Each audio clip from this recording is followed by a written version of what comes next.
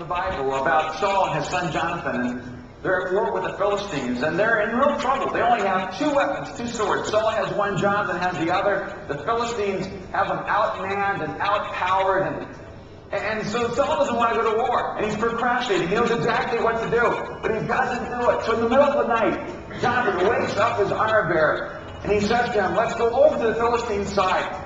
And what I love about this particular moment is that Jonathan didn't know whether he would succeed. He didn't know if he would fail. He didn't know if God would give him victory or whether he would die in the effort. He just knew that sleeping through life was not the solution. It was not an option. So he got up and he picked the fight. He went to accomplish what God wanted to get done. He didn't know if in this moment God would come through, but he knew that somebody just needed to do something. A significant part of our spiritual journey is that we just have to take initiative. We can't just sit passively by. There is so much good to do, so many opportunities, so many things that if we were proactive and took initiative, could see God work through our lives. I think we use prayer as an excuse not to act. I think we use a sense at times of waiting on the Lord, but really what's going on is that God is waiting on us. Sometimes the best advice we can get is to act, to just do something.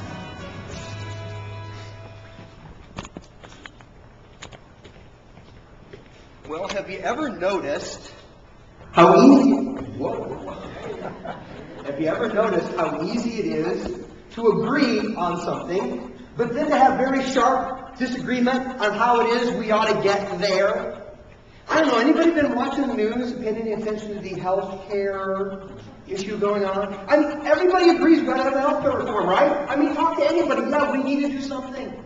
Some people don't have it. Sometimes it takes a long time to get stuff. The costs keep going up. We need to reform health care. We all agree, but man, the war that has broken out about how exactly do we get there? Do we get that done? Do we make it a reality? Because you can want to go, but unless you're taking the right path there, you really can make things worse instead of better. You know, there's one thing that I think we can all agree on. I think everybody in this room, we would share, we all want this one thing. Everybody. You know what it is? I'm going to reveal it to you. We all want the good life. Right? How many of you would like to have a good life? Or if we put it this way, how many of you want a crappy life? Yeah, okay. Not very many. We want a good life. You know, we want a life that matters. We want a life that's significant. We want a life that we're happy with, that we can enjoy, that satisfies us. We want a life where we can love and be loved. We want a life where we know that what we have done with our lives actually, truly, in some transcendent way, actually matters. Everybody wants that. We want the good life. The question is, how do you get there? What is the path that we need to take in order to actually forge the good life? And now the answers abound. Some people would say, it takes enlightenment. Right? You need to maybe have a mystical experience, or another route, you need to go through deep education, but somehow it's an exercise in the life of the mind and being able to grasp these cosmic principles. In enlightenment, you can find the good life. Others go, no. It's found in indulgence. It's found by just recklessly giving yourself, to whatever it is that really appeals to you and just soaking up every moment and that kind of stuff. And others go, oh, no. It's in self-denial. It's in the ability to rein in your life and discipline yourself and put yourself through hardship and rigors. That's where you find the good life. And others go, no. Man, it's making money. All right, you got to make money so you can have enough funds, so you can be secure, and you can do what you want and go where you want. That's where you find the good life. And others go, no, you're wrong. It's in philanthropy.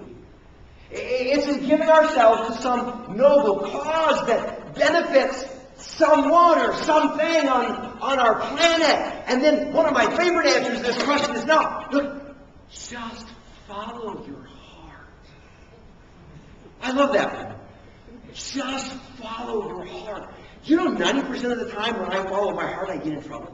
90% of the time when I end up just following my heart, after a while I'm going, what was I thinking? Oh, that's right, I wasn't thinking, I was following my heart. Tell a 16-year-old, follow your heart. Whoa, no, don't follow your heart. Don't ever listen to your heart.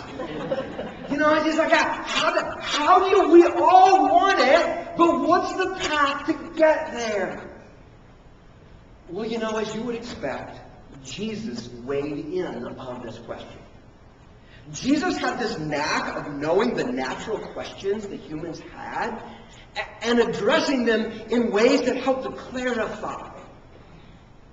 And here's what Jesus himself said in John chapter 14 and verse 6. He answered and said, I am the way, the truth, and the life. No one comes to the Father except through me.